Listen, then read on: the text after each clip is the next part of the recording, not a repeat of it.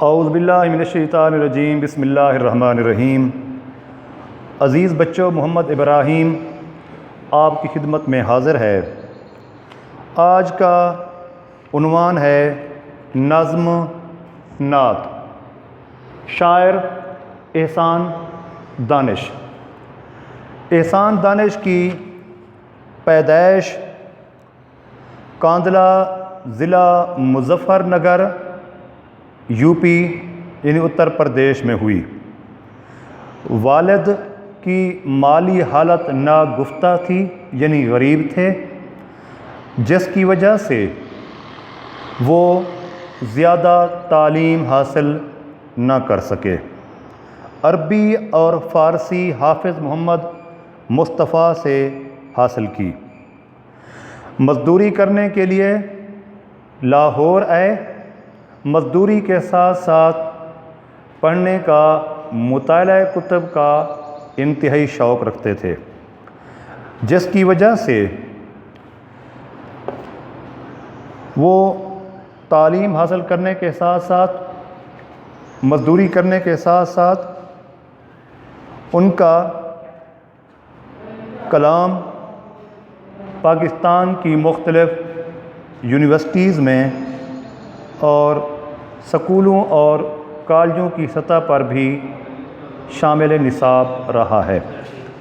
ان کی اہم تصانیف میں حدیث زندگی، درد زندگی، آتش خاموش، جہاں دانش شامل ہیں۔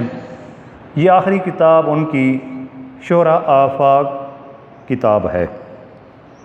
آپ کے نصاب میں نظم نعت شامل ہے، جس کو مرتب کیا ہے عبدالغفور قمر نے۔ جب نعت پڑھیں گے تو حضور پاک صلی اللہ علیہ وآلہ وسلم کے ساتھ عقیدت اور محبت کے جذبات پیدا ہوں گے۔ حضور پاک صلی اللہ علیہ وآلہ وسلم کا اپنا فرمان مبارک ہے کہ تم میں سے کوئی شخص اس وقت تک کامل ایمان والا نہیں ہو سکتا جب تک میں محمد اسے عزیز نہ ہو جاؤں، اس کے والدین، اس کی اولاد اور تمام انسانوں سے بڑھ کر عزیز نہ ہو جاؤں، پیارا نہ ہو جاؤں۔ عزیز بچوں، نظم نعت کے اشعار: دو عالم کا امدادگار آ گیا ہے، امین آ گیا، غم گسار آ گیا ہے، غریبوں کی جاں کو، یتیموں کے دل کو سکون ہو گیا ہے، قرار آ گیا ہے۔ اصول محبت ہے پیغام جس کا، وہ محبوب پروردگار آ گیا ہے۔ اب انسان کو انسان کا عرفان ہوگا، یقین ہو گیا، اعتبار آ گیا ہے۔ بجھے گا نہ جس کا چراغ محبت، وہ پیغمبر ذی وقار آ گیا ہے۔ زمانے کو اب اپنی منزل مبارک کے ایک خضر صد راہ گزار آ گیا ہے۔ پہلا شعر: دو عالم، دونوں جہاں، یہ فانی دنیا بھی شامل ہے اور قیامت کے بعد جب دوسری زندگی کا آغاز ہوگا وہ دوسرا عالم ہوگا۔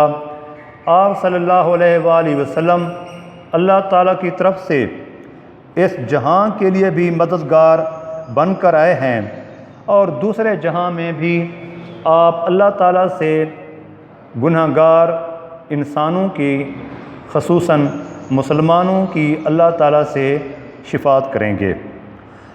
امین: جس شخص کو کوئی چیز بطور امانت دی جائے وہ اس میں بغیر رد و بدل کیے واپس کر دے، اسے امین کہتے ہیں۔ غم گسار: غم بانٹنے والا، غم میں شریک ہونے والا۔ دو عالم کا امدادگار آ گیا ہے، امین آ گیا، غم گسار آ گیا ہے۔ نظم نعت کا پہلا شعر، شاعر احسان دانش۔ احسان دانش کا اصل نام احسان الحق تھا۔ احسان دانش کے نام سے اردو ادب میں معروف ہوئے۔ شاعر ناظم نعت کے اس پہلے شعر میں حضور پاک صلی اللہ علیہ وآلہ وسلم کی تعریف بیان کرتے ہوئے کہتے ہیں کہ آپ صلی اللہ علیہ وآلہ وسلم دونوں جہانوں کی مدد کرنے کے لیے اس جہاں میں تشریف لے آئے ہیں۔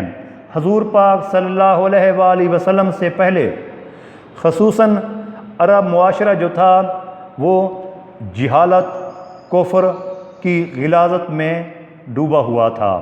وہاں جنگل کا قانون تھا، جس کی لاٹھی اس کی بھینس کا ہی اصول رائج تھا۔ آپ صلی اللہ علیہ وآلہ وسلم نے انسانیت کو صحیح راستے پر چلنے کی تلقین کی ہے۔ آپ صلی اللہ علیہ وآلہ وسلم اس جہاں میں بھی انسانیت کی مدد کرنے کے لیے آئے ہیں۔ اگر آپ نہ آتے تو یہ دنیا ہی نہ بنتی۔ آپ صلی اللہ علیہ وآلہ وسلم ہی کی وجہ سے یہ دنیا بنائی گئی ہے۔ آپ صلی اللہ علیہ وآلہ وسلم انسانیت کو روشنی کی طرف لے آئے ہیں۔ آپ صلی اللہ علیہ وآلہ وسلم کو عرب معاشرے میں صادق اور امین کے القابات سے پکارا جاتا تھا۔ وہ کفار جو آپ کی جان کے بدترین دشمن تھے، لیکن آپ صلی اللہ علیہ وآلہ وسلم کے پاس ان کی قیمتی اشیاء بطور امانت کے طور پر تھیں۔ آپ صلی اللہ علیہ وآلہ وسلم جب مکہ سے مدینہ کی طرف ہجرت کر کے جا رہے تھے، آپ صلی اللہ علیہ وآلہ وسلم نے حضرت علی کو بلا کر فرمایا، علی مجھے ہجرت کا حکم ہو چکا ہے، یہ تمام امانتیں کفار کی واپس لوٹانے کے بعد تم بھی مدینہ کی طرف چلے آنا۔ آپ صلی اللہ علیہ وآلہ وسلم انسانیت کا غم بانٹنے والے ہیں، انسانیت کا غم میں شریک ہونے والے ہیں۔ آپ صلی اللہ علیہ وآلہ وسلم نے ہی انسانیت کو صحیح راستہ دکھایا ہے۔ عقبا کی منزلوں میں بھی وہ ہوگا دستگیر، عقبا کی منزلوں میں بھی وہ ہوگا دستگیر، آساں جس کے فیض سے کار جہاں ہوا۔ دوسرا شعر ہے، غریبوں کی جاں کو یتیموں کے دل کو، غریبوں کی جاں کو یتیموں کے دل کو، سکون ہو گیا ہے قرار آ گیا ہے۔ شاعر احسان دانش حضور پاک صلی اللہ علیہ وآلہ وسلم کی تعریف میں مگن اور مصروف ہیں۔ جتنے بھی شعراء ہیں، خصوصاً اردو ادب کے شعراء نے ابتدائی زمانے میں، جوانی میں جس طرح کے اشعار، غزلیات وغیرہ تخلیق کی ہیں، کم از کم اپنی آخرت کو بہتر کرنے کے لیے حمد اور نعتیہ کلام ضرور تحریر کیے ہیں۔ غریب مالی لحاظ سے جو کمزور ہو اس کو غریب کہتے ہیں۔ یتیم بچپن سے جس کا والد جہاں فانی سے چلا جائے اس کو یتیم کہتے ہیں۔ سکون، راحت، قرار، چین، غریبوں کی جاں کو یتیموں کے دل کو، سکون ہو گیا ہے قرار آ گیا ہے۔ شاعر احسان دانش نظم نعت میں حضور پاک صلی اللہ علیہ وآلہ وسلم کی تعریف بیان کر رہے ہیں۔ بعض از خدا حضور پاک صلی اللہ علیہ وآلہ وسلم کی جتنی بھی تعریف کی جائے وہ کم ہے۔ شاعر نظم نعت کے اس شعر کے پہلے مصرعے میں بیان کرتے ہیں، حضور پاک صلی اللہ علیہ وآلہ وسلم کی آمد کی وجہ سے غریبوں کو، مفلسوں کو، یتیموں کو سکون اور قرار میسر آیا ہے۔ عرب معاشرے میں غریب کو کوئی قدر و منزلت کی نگاہ سے نہیں دیکھا جاتا تھا۔ یتیم جب کوئی کسی شخص کے والد کا سایہ جہاں فانی سے اٹھ جاتا تو اس کے جو قریبی رشتہ دار ہوا کرتے تھے ان کی نگاہیں ان کے مال اور دولت پر ہوتی تھیں اور ناجائز طریقے سے ان کی جائیداد وراثت کو ہڑپ کر لیا جاتا تھا۔ آپ صلی اللہ علیہ وآلہ وسلم ہی کی وجہ سے غریبوں کو، یتیموں کو اور پست معاشرے سے تعلق رکھنے والے افراد کو راحت اور سکون میسر آیا ہے۔ آپ صلی اللہ علیہ وآلہ وسلم نے صحابہ کرام سے دریافت فرمایا کہ غریب کسے کہتے ہیں؟ صحابہ کرام نے کہا ہمارے نزدیک وہ شخص غریب ہے دنیاوی لحاظ سے جس کے پاس مال و متاع نہیں ہے، جائیداد نہیں ہے۔ آپ صلی اللہ علیہ وآلہ وسلم نے غربت کی تعریف اس انداز میں فرمائی ہے کہ میری امت کا وہ شخص غریب ہوگا روز محشر میں قیامت کے دن جس کے نامہ اعمال میں برائیاں زیادہ ہوں گی اور نیکیاں کم پڑ جائیں گی۔ نیکیاں کم پڑ جانے کی وجہ سے وہ جہنم کی طرف دھکیل دیا جائے گا، وہ شخص غریب ہے۔ آپ صلی اللہ علیہ وآلہ وسلم ہی کی وجہ سے غریبوں کو، یتیموں کو اور پست معاشرے سے تعلق رکھنے والے افراد کو سکون اور راحت میسر آیا ہے۔ تیسرا شعر ہے، اصول محبت ہے پیغام جس کا وہ محبوب پروردگار آ گیا ہے۔ اصول محبت ہے پیغام جس کا وہ محبوب پروردگار آ گیا ہے۔ شاعر احسان دانش نظم نعت میں حضور پاک صلی اللہ علیہ وآلہ وسلم کی تعریف بیان کر رہے ہیں۔ آپ صلی اللہ علیہ وآلہ وسلم کی آمد سے پہلے عرب معاشرہ جہالت کا مجموعہ تھا، ہر طرف جہالت اور کفر کی غلاظت تھی۔ آپ صلی اللہ علیہ وآلہ وسلم نے انسانیت کو جہالت اور کفر کی تاریکی سے نکالا ہے۔ آپ صلی اللہ علیہ وآلہ وسلم پر بے شمار اور مشکلات کے مصائب ڈالے گئے۔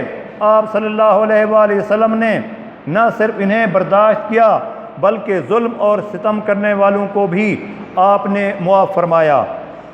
جب آپ دین اسلام کی تبلیغ کے سلسلے میں طائف تشریف لے گئے، وہاں کے سرداروں نے اوباش لڑکوں کو آپ کے پیچھے لگا دیا، جنہوں نے پتھر برسا برسا کر آپ صلی اللہ علیہ وآلہ وسلم کو لہولہان کر دیا۔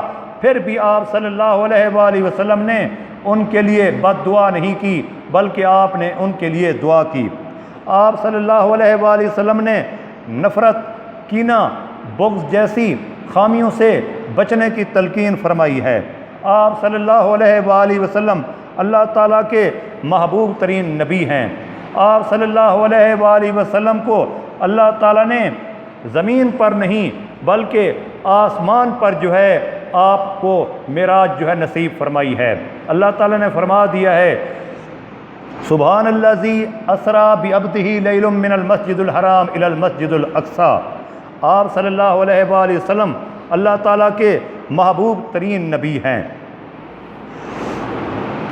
چوتھا شعر، اب انسان کو انسان کا عرفان ہوگا، یقین ہو گیا اعتبار آ گیا ہے۔ عرفان پہچان، شناخت، یقین اعتماد، اعتبار بھروسہ۔ اب انسان کو انسان کا عرفان ہوگا، یقین ہو گیا اعتبار آ گیا ہے۔ حضور پاک صلی اللہ علیہ وآلہ وسلم کی آمد سے پہلے انسانیت جو ہے وہ انسانوں کے ہاتھوں پریشان تھی۔ بچیوں کو زندہ درگور کیا جاتا تھا، بچی کی پیدائش کو منحوس تصور کیا جاتا تھا۔ بچوں کی خاص طور پر لڑکے کی پیدائش پر تو خوشی منائی جاتی تھی، اور جب کوئی بچی کسی گھر میں پیدا ہوتی تھی وہاں ماتم جیسا سما ہوتا تھا۔ آپ صلی اللہ علیہ وآلہ وسلم کی آمد کی وجہ سے جو ہے انسان کو انسان کی پہچان ہوئی ہے، شناخت ہوئی ہے۔ آپ صلی اللہ علیہ وآلہ وسلم نے انسان کو اس کا صحیح مقام دیا ہے۔ آپ صلی اللہ علیہ وآلہ وسلم نے پست افراد کو ان کا صحیح جو ہے مقام دیا ہے۔ آپ صلی اللہ علیہ وآلہ وسلم نے یہاں تک فرما دیا ہے کہ تم میں سے بہتر انسان وہ ہے جو اللہ کے نزدیک زیادہ پرہیزگار اور متقی ہے۔ آپ صلی اللہ علیہ وآلہ وسلم نے دولت کا معیار جو ہے اور عزت کا مقام جو ہے وہ صرف اور صرف تقوی ہی کو قرار دیا ہے۔ آپ صلی اللہ علیہ وآلہ وسلم کی تعلیمات کی وجہ سے انسانیت جو ہے وہ کفر سے جو ہے نجات ملی ہے، انسانیت کو انسان سے جو ہے چھٹکارا ملا ہے۔ وہی انسان جو ایک دوسرے کی گردن کاٹنے پر تیار تھا، آپ صلی اللہ علیہ وآلہ وسلم ہی کی وجہ سے بھائی چارے کو فروغ ملا ہے۔ آپ صلی اللہ علیہ وآلہ وسلم ہی کی وجہ سے انسان کو جینے کا شعور ملا ہے۔ عزیز بچوں، آج کا لیکچر اتنا ہی کافی ہے۔ جو کچھ آپ کو پڑھایا گیا ہے آپ اس کو یاد کریں گے، محنت کریں گے۔ اللہ حافظ۔